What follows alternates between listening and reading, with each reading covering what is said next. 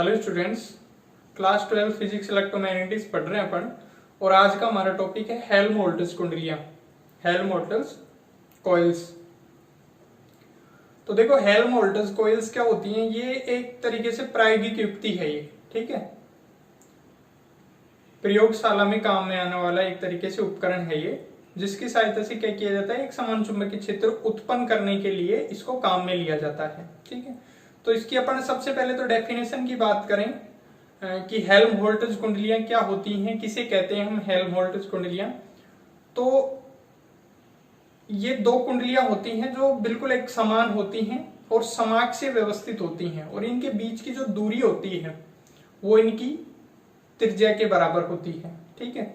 हम कुछ इस तरीके से कहेंगे कि दो समाक्षीय कुंडलियां जो एक समान आकार की हों, यानी कि एक समान हो, और उनमें समान दिशा में समान परिमाण की धारा प्रवाहित हो रही हो, और उनके बीच की जो दूरी है वो उनकी त्रिज्या के बराबर हो,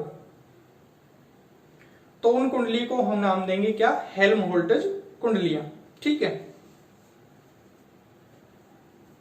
अब देखो, हेल्महोल्ट्ज़ कुंडलियां, तो जैसा कि हमने बताया कि भाई ये दो कुंडलियां होती हैं इस तरीके से, इनके जो बीच की दूरी है वो इनकी त्रिज्या के बराबर है। सपोज अपन इसकी त्रिज्या कितनी मानी? कैपिटल आर मानी, तो इनकी त्रिज्या कितनी, इनके बीच की दूरी कितनी हो जाएगी? कैपिटल आर, ठीक है। यहाँ पे ये इसकी त्रिज्या भी कितनी है? कैपिटल आर, और इसकी त्रिज्या भी कितनी है? कैपिटल आर, ठीक है। इनमें समान परिमाण की धारा और समान दिशा में प्रवाहित होती है। तो ये जो व्यवस्था है, इस व्यवस्था को अपन क्या कहते हैं? हेल्महोल्ट्ज़ कुंडलियां कहते हैं, ठीक है। जैसा कि मैंने स्टार्टिंग में बताया, हेल्महोल्ट्ज़ कुंडलियों का उपयोग एक प्रायोगिक युक्ति के रूप में करते हैं। किसके क्या करने, इसकी सहायता से क्या किया जाता है? इसकी सहायता से एक समान चुंबकीय क्षेत्र उत्पन्न किया जाता है, ठीक है।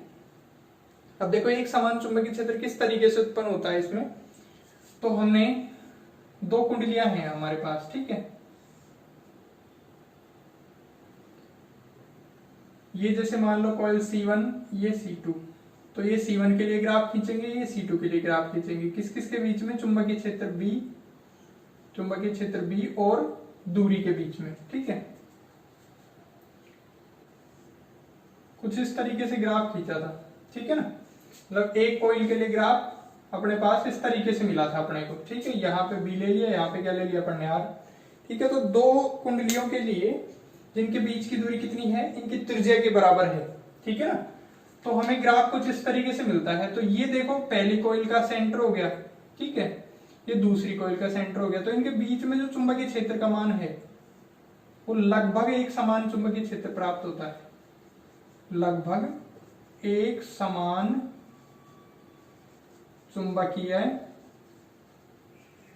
क्षेत्र, ठीक है। तो इस तरीके से ये जो दोनों कुंडलियां होती हैं, इनके बीच में एक समान चुंबकीय क्षेत्र अपने को मिलता है, ठीक है। अब इस चुंबकीय क्षेत्र का अपन मान निकालना चाहें तो देखो,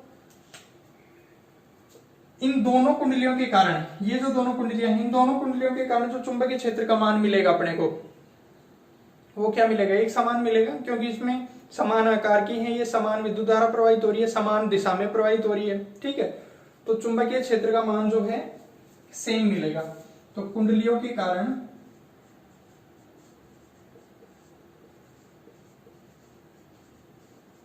इनके मध्य भाग में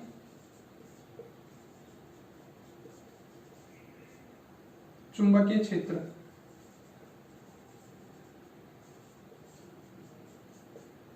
ठीक है। अच्छा, मध्य भाग में कहा निकालेंगे अपन? एकदम बिल्कुल r/2 पर। यहां से यहां तक की दूरी कितनी हो जाएगी? r/2, और ये कितनी हो जाएगी? r/2, ठीक है ना।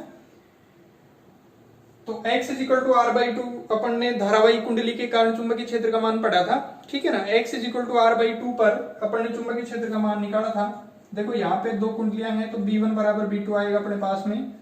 तो ये μ0Ni/5√5r, ठीक है। अब परिणामी चुंबकीय क्षेत्र निकालें।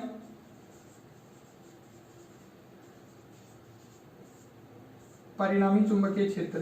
तो देखो परिणामी चुंबकीय क्षेत्र को B से डिनोट करें तो B1 और B2 की दिशा अपने को सेम मिलेगी। तो यहां से 4 mu naught NI upon 5√5R plus में 4 म्यू नॉट NI 5√5R, ये कितना हो जाएगा, डबल हो जाएगा, तो 4 की जगह 8 लिख देंगे ना। ठीक है, तो B का मान देखो कितना आ गया, 8 mu naught NI upon 5√5R। ठीक है, इसको जब अपन सोल्व करते हैं ना, तो इसको सोल्व करते हैं तो 0.7 के लगभग आता है ये। ठीक है, म्यू 0 NI अपॉन R। देखो जब अपन इसको 2 से ऊपर नीचे मल्टीप्लाई करेंगे, ठीक है, तो ये कितना हो जाएगा 1.4 mu naught NI upon 2R। ये जो mu naught NI upon 2R है, ये क्या है, ये केंद्र पर चुंबकीय क्षेत्र का मान है। ठीक है, कहां पे चुंबकीय क्षेत्र का मान है, केंद्र पर। तो इसका मतलब क्या हुआ, B का मान जो है 1.4 गुणा होता है केंद्र पर चुंबकीय क्षेत्र के मान का। ठीक है, यानी कि हेल्महोल्ट्ज कुंडलियों के ठीक मध्य में कोई हम बिंदु लें, उस बिंदु पर चुंबकीय क्षेत्र का मान कितना होता है, केंद्र पर चुंबकीय क्षेत्र के मान का लगभग 1.4 गुना होता है। ठीक है, तो ये थी हमारे पास में हेल्महोल्ट्ज कुंडलियां।